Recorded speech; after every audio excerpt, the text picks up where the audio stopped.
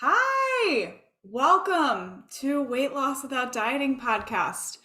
I'm your host, Hayley Sohn, nutritionist, weight loss expert, and today we're talking about magic weight loss pills.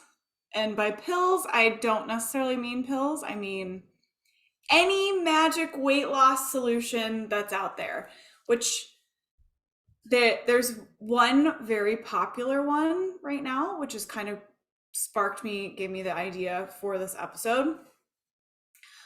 You'll hear a lot of about all these celebrities using it. It's a shot that is actually for diabetics, but it's being used for weight loss.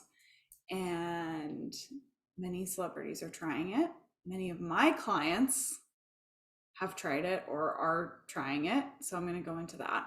But maybe like 10 years ago, it was gastric bypass or lap band surgery. So that's a surgery that shrinks the size of your stomach. That was really popular.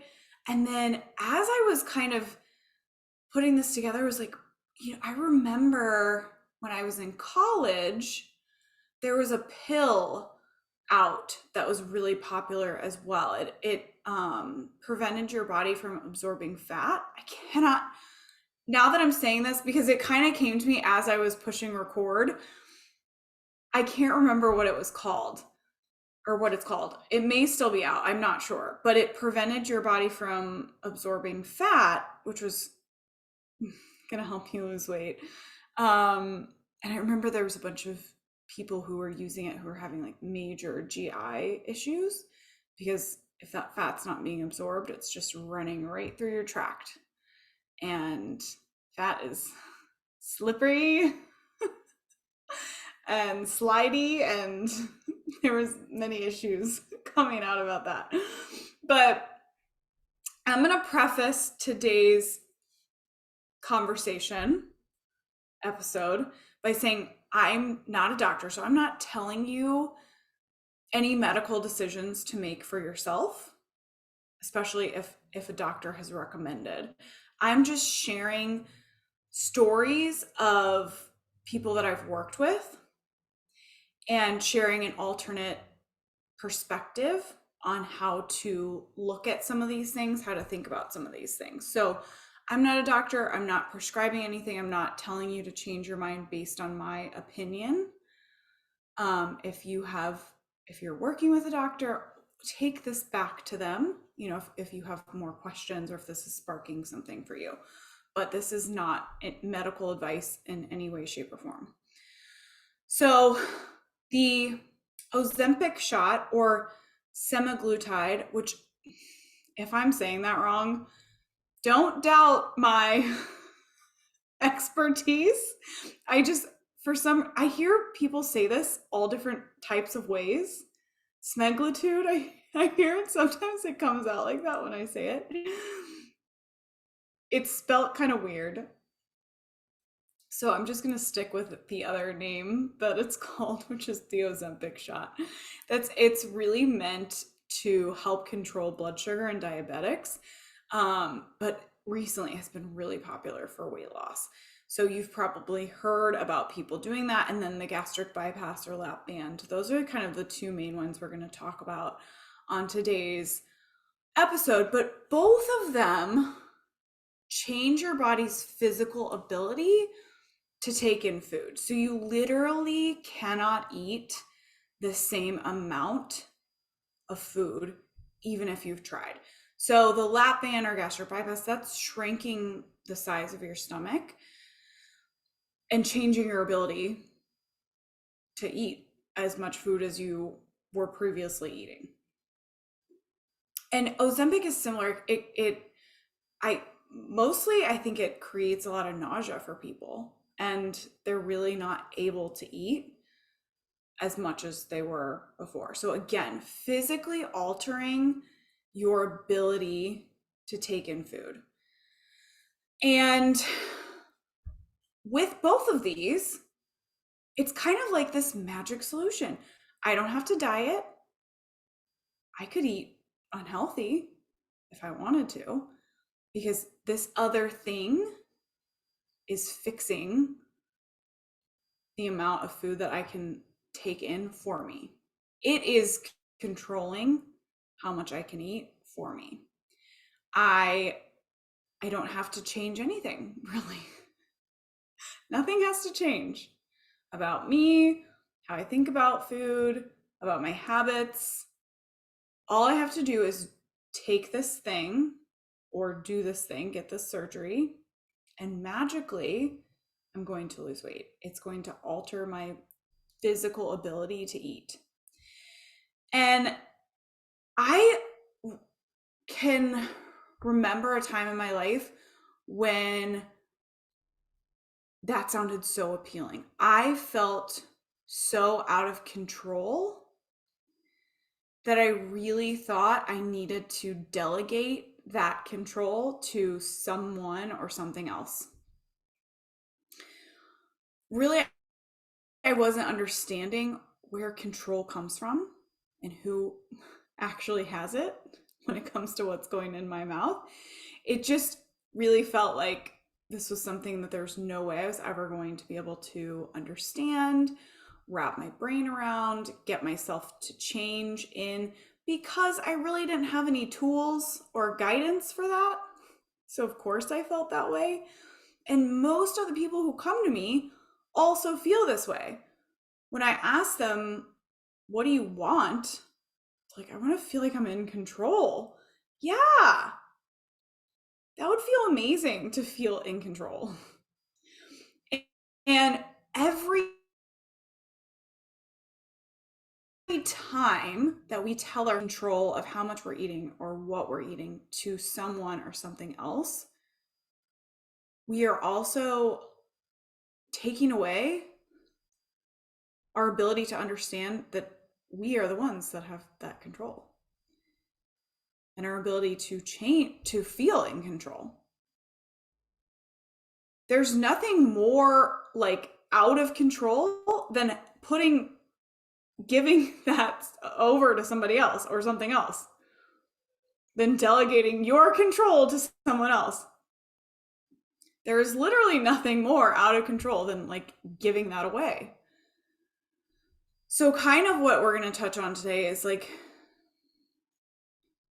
how do you understand and get your brain to a place where you actually feel in control and you don't feel like you have to delegate that? But my whole point with that little mini rant was that I understand how this feels because I went through this. I felt so out of control at points in my eating years ago that I probably would have, honestly, if that shot had been available, I probably would have wanted to go try it. Probably would have figured out a way to like try it at least once or called some doctors or something, because I just was like, somebody else has to take care of this for me. I don't know how to do this.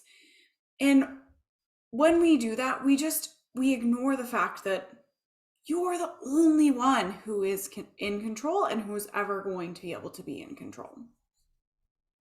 And really the problem with the shots, the surgeries, the pills, nothing about what you're doing now has to change. You can do the exact same things. You can eat the exact same diet and you'll still lose weight because these other things are changing your body's physical ability to eat, to take in food, to take in calories. You physically can't take in the same amount. So you don't really have to do any work. And it kind of reinforces that for you, that you don't have to do any work to lose weight. You don't have to change. You don't have to go on a crazy diet. You don't have to restrict yourself. You can do exactly what you're doing now and you can still lose weight. And it's going to be great. And our brain really loves that because more than anything, our brain wants to be efficient. It doesn't want to change because that's not efficient. That takes effort. Truly, this is part of the development of our brain, is to be efficient, to use as little energy as possible to get through the day. And I'm sure like when I say it like that, you can be like, oh yeah, I can see where that shows up for me. And that isn't your fault. That's how your brain is wired. Every brain is wired to be extremely efficient. So, wanting to find a solution that just does all the work for you, of course, that's appealing. Of course, that it's appealing. So, but it gives us the false idea that something outside of us can give us control or can do better than we can. And that's just not true. It teaches us that you don't actually have control and that you're always going to need to seek something else outside of you in order to be in control, if that makes sense. We're like trying to delegate the control, that we could never possibly get our brains to a place where we feel like we're in control, or we feel like we don't want to eat cookies all of the time. That's not helpful. That place is not helpful. You're never going to be able to lose weight permanently to get yourself to a place where you are in control if you constantly thinking that that has to be coming from something outside of you. It's just not true. So I had a discovery call with a woman who had gastric bypass surgery. So I think it was like 2-3 years ago. She had had the surgery to shrink her stomach, and the surgery was intact. So I asked her that because she's coming to me wanting to lose weight. And I can't remember how much weight she wanted to lose, but she's coming to me wanting to lose weight. And she said, I had the gastric bypass surgery and I want to lose weight. And I said, is it still intact? Do you still have the surgery? Because those types of surgeries, there's different ways of doing them. There's one that's a band that's kind of like put over your stomach. There's one that's staples. So it's not necessarily like they remove part of your stomach. A lot of times they just kind of close off part of your stomach, and you can have that basically undone, have that surgery undone. She's like, oh yeah, it's still intact. It's still there, but I've gained all the weight back, or a significant portion of it, which I just found so interesting.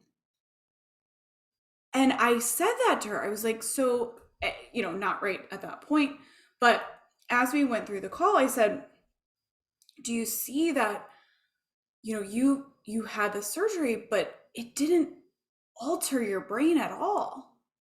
It didn't change your habits at all. It just put a physical limitation on how much you could eat.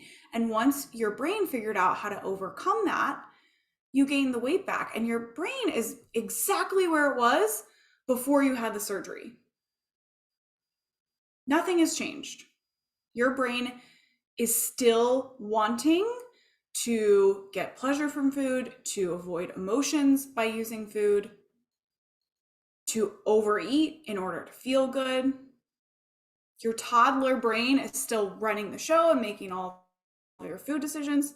That's why the weight has come back. And that's why the surgery didn't work, essentially, because it didn't change anything for you. Your brain didn't change. It didn't have to do any work.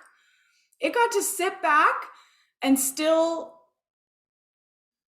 use food to help with emotions, still use food to get its pleasure in life. Now it was getting less of it for a time, but then it figured out how to overcome that. Your brain figured out how to overcome the physical limitation of the surgery. And it was just a kind of a reminder, weight doesn't come from what we eat or how much. I mean, it does literally. But behind that is our brain telling us to eat. Weight really comes from why we're eating, what is going on in our brain. So much more than what we eat or how much we eat, which is why I preach all the time. You don't have to diet. You don't have to restrict. You don't have to cut out this list of foods in order to lose weight. You have to take it a step backwards, or a step beyond that, maybe is a better way to phrase that, up to your brain. That's where this is all coming from in the first place. And if you can solve for your brain, everything else falls into place and it becomes really easy. And so that's what we ended up talking about on this call was, her brain had overcome the physical limitation of that surgery. So let's work on your brain. Let's go to the source where this weight is coming from and figure out why your brain is choosing food to help it deal with emotions, and how do we actually deal with our emotions without using food. That's exactly what I do. That's what I teach, is a step-by-step process to work through emotional eating. Make it really simple and really doable. So, and then I have a significant number of people who work with me have done the Ozempic shot. It's because I work really closely with a physician who actually offers it. So he offers the Ozempic shot to his patients, and some of them come to me and they've done Ozempic and it worked, but then the weight came right back. As soon as they didn't do the shot, the weight came right back. Why is that? Because their brain didn't have to change. It's in the exact same place as it was before the shot. It still wants to use food to feel good. It still wants to use food to deal with emotions. It still has a toddler making all of its food decisions. So some people come to me after they've tried it and they're like, and then all the weight came back. And some people come to me and they're like, I can see how this isn't really going to change anything for me. And so I'm going to also work with you to help me change my brain. I'm going to do the shot, and I'm also going to work with you to help me change my brain so that when I'm not doing the shot, the weight doesn't come back. And I'm like, that's amazing. Good for you. But if the shot really fixed anything, it would be permanent. It would last. We would do the shot and the weight would come off and then it would stay off. But it doesn't change anything for you. Your brain doesn't have to change at all. It stays in the exact same place. It does the same things. It repeats the same patterns over and over again, even though you have a physical limitation now on how much you can eat. But that's all it does. It simply alters how much you can eat. It doesn't change your brain. You carry your brain with you no matter what. And a lot of people who have tried it say, even when I was doing it, I still felt really out of control, which is so interesting. So interesting. It doesn't actually get you to a place where you feel good mentally from your mindset. Actually, physically, you probably don't feel very good either, because it makes you pretty nauseous, I think. But like, nothing has changed. You've lost some weight, but mentally you still don't feel good. Mentally, you don't feel happy. Oh my gosh, the number of people who, when I ask them, what do you imagine on the other side when you've lost the weight? Or what do you want on the other side when you've lost the weight? I want to feel happy. One of these magic pills, getting a surgery, getting this shot, that's not going to create happiness for you. Because weight loss, simply losing the weight, isn't going to create happiness for you. Your happiness doesn't come from the number on the scale. It comes from your brain. And the only way to create happiness is to understand what's going on in your brain now and where do I need to take it. I tell my clients a lot, if you were going to learn a new sport, your coach would say, okay, this is what's not working. Stop doing that. Don't practice that anymore. You're going to practice this, And you're going to continue to practice that to get really good. And it's the same thing with like, if you want to create happiness for yourself, what are you doing right now that's causing you to feel unhappy? Where is your mindset? And when I say, what are you doing? What are you thinking? Where is your mindset that's causing you to feel unhappy? And what do you need to think? Where do you need to shift your mindset to help you feel happy? Only your brain, only that can come from your brain. It cannot come from a number on the scale. And so just simply doing the shot and seeing the number on the scale go down is not going to make you feel happy. And I think some people come on to work with me and they're like shocked that they did the shot, they lost a bunch of weight and nothing really changed. Their life didn't change, their brain didn't change. They don't feel any better mentally. They feel the same. And it's pretty shocking and pretty disappointing. And that's why it's so important. Take it back to the source. Work on your brain first and foremost. So these quick fixes, they're really appealing because there's no work required. A healthy brain is one that is repeating itself over and over. It's being very efficient. A healthy human is one that recognizes that and is willing to take steps to overcome that, even though their brain is saying, don't do anything. You don't need to change. You don't need to put an effort. When people come to me and say, like, I see that my brain just wants to stay where it is, and I'm willing to overcome that, like, that is the sign of a healthy human. Because that's a different part of your brain. You are utilizing a different part of your brain when you recognize that there's a part of your brain that just wants you to be where you are, even though you're not happy there. It just wants you to stay there. Because it's efficient here. It's safe here. We know what happens here. You really have to overcome that and become this human who's like, I see that, I recognize that, I hear that, and I'm moving on, I'm moving forward, I'm choosing to do this work. Mindset changes are work. I tell everyone, there is work involved in this.